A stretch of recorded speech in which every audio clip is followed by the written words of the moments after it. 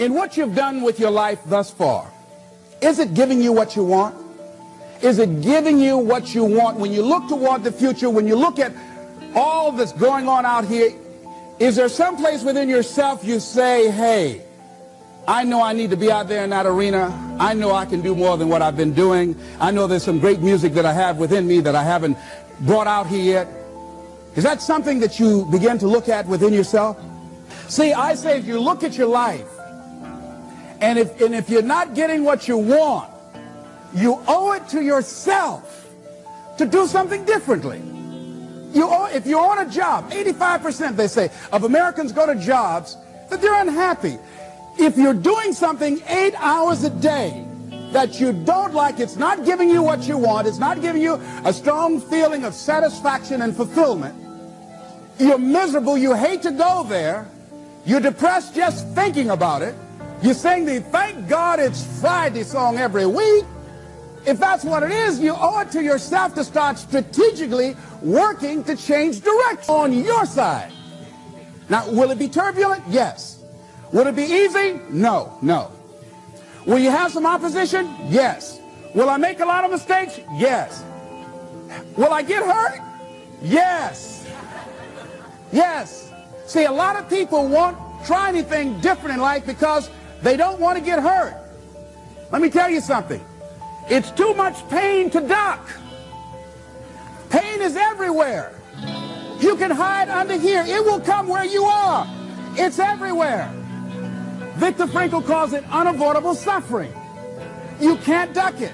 But most people spend their life not wanting to deal with the pain of rejection, the pain of defeat, the pain of being disappointed, the pain of losing, the pain of failure, the pain of being criticized, the pain of not being liked, the pain. That's called life. Life is full of pain. It's everywhere. But guess what? There's no gain without pain. Because it's the pain of regret that you experience. If I had it to do over again, that's a pain. Don't you know that's something? Well, you know, I was in a seminar once and this lady stood up. If I had my life to live over again, she talked about all of the things that she would do. And you can feel the pain of regret in her voice.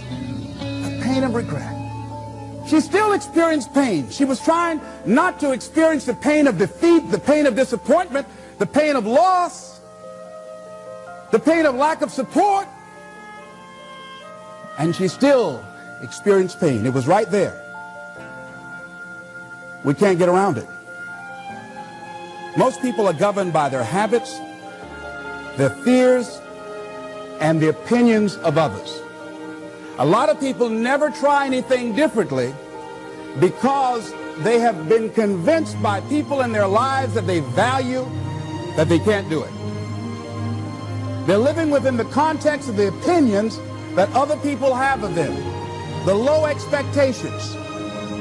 Many people doubt themselves because when they thought about doing something at some critical point in their lives, somebody they respected and honored, somebody they believed in, somebody that they loved, someone they trusted said, you can't do that. And they accepted that. As you look at your life, ask yourself the question, what would your life be like? What would your life look like if you decided not to care what people thought of you? What would your life be like if you decided to give up some of your fears? What would your life be like if you decided to become courageous? What would your life be like? If you decided to act on your dream, if you did what you felt in your heart. You know what courageous means? Tom Rusk and Randy Reed said. They said that courage comes from a French word which means of the heart. But how does it feel to you? He says it's courage, you know, it takes courage to live. Says most people go through life not allowing themselves to step out because they don't want to let go. They don't want to be blown around. They don't want to be moved. The courage to face life's whirling wind of contradictions. The courage to love yourself. The courage to love. For years, I was afraid to love. The courage to take a chance. The courage to be who you are. He says, courage isn't for somebody else, for medals, applause, or moral debts. Courage is what at that moment feels most right for you. Not just situational ethics, but what feels right in your heart, the word of the heart, what feels right in your heart. One great philosopher says, cowards die many times before their deaths. The valiant never taste of death but once. What does that mean? The valiant people aren't afraid? No, no, no. It means that they experience that fear and they move forward. They move forward anyhow. Many people are dead now. Many people are allowing their dreams to die. Many people are allowing their ideas to lie dormant and collect dust. Many people have all this talent and ability that they are allowing to be buried inside of them, that they will take with them to their graves because they didn't have the courage to be who they are. And I say, as you begin to look toward the future and manifesting your greatness, it's going to take everything in you, that your life deserves the concentrated effort to begin to look at how is it that I can express more of me? How is it that I can bring my ideas out here now? How is it? And start living with a sense of urgency, because you're here today, you're gone today. Life is unpredictable. It's uncertain. There are no guarantees. No guarantees out here at all. So holding back, what are you waiting on? Ask yourself, what's the benefit of your waiting? What's the benefit of your not living your dream?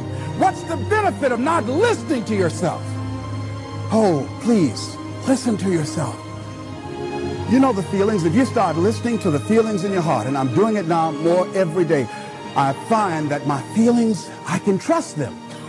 And I say to you that as you look toward the future, you look at life on a daily basis, if there's something that you have been given, if you've heard something within yourself that you know that what you're doing now doesn't fit for you, it doesn't work for you, it's not giving you what you want, and there's something else that you want to do, don't allow that inner doubt in you to talk you out of it, to build a case on why you can't have it, to tell you why you're not good enough.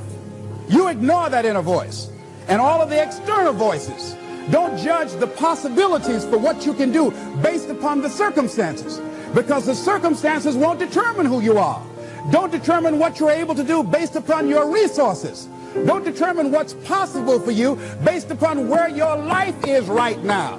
Where your life is right now is not you. That's just what it is right now. But the possibilities for you are unlimited. If you're in a rebuilding process, it's unlimited. If you're coming back from adversity and devastation, it's unlimited of what you can do. That's the capacity of human beings. It doesn't matter how many mistakes you've made. It doesn't matter how many flops you've had.